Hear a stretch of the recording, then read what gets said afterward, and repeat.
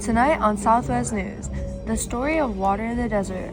From the Colorado River to suburban lawns, the Southwest faces an unprecedented water crisis driven by growth, drought, and a changing climate.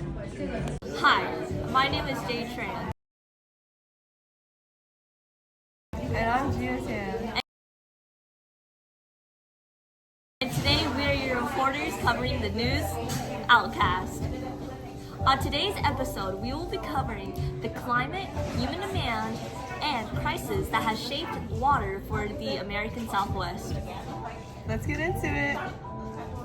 Water has always been a precious resource here. Early settlements relied on indigenous practices for managing rivers and aquifers, but as populations grew, new legal systems emerged. The prior appropriation doctrine, first in time, first in right, replaced Eastern riparian laws.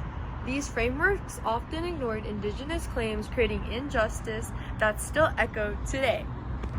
In 1922, the Colorado Rivers Compact divided the river's flow among 7 states. It aimed to power development and agriculture, but it was based on overly optimistic flow data, failed to foresee future droughts and urban demand.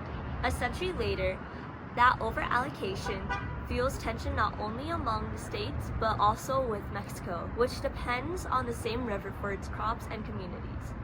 Explosive population growth has turned once small desert towns into megacities. Water withdrawals for homes, farms, and industries strain rivers and aquifers, making sustainability a constant challenge. Persistent droughts and falling reservoirs define daily life in the region. Agriculture runoff and aging infrastructure reduce water quality, leaving some rural and indigenous communities vulnerable to contamination and unreliable supply. Rising temperatures and shifting rainfall has reduced the Rocky Mountain snowpack, the source of much of the Southwest water. Earlier melt times and higher evaporation means less water reaches the farms and cities, while extreme weather puts more stress on the outdated infrastructure.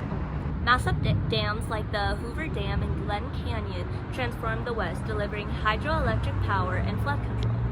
But they also fragmented habitats, disrupted sediment flow, and harmed ecosystems central to indigenous and, as you can see here, local life. So we're joined now by Ms. De La Fuente, an AP Lang teacher at Southwest CTA. Thank you for speaking with us. Of course, thanks for having me. Our report focuses on the growing water crisis in the American Southwest. From your perspective as someone who studies communication and argument, how important is awareness and messaging in addressing issues like this?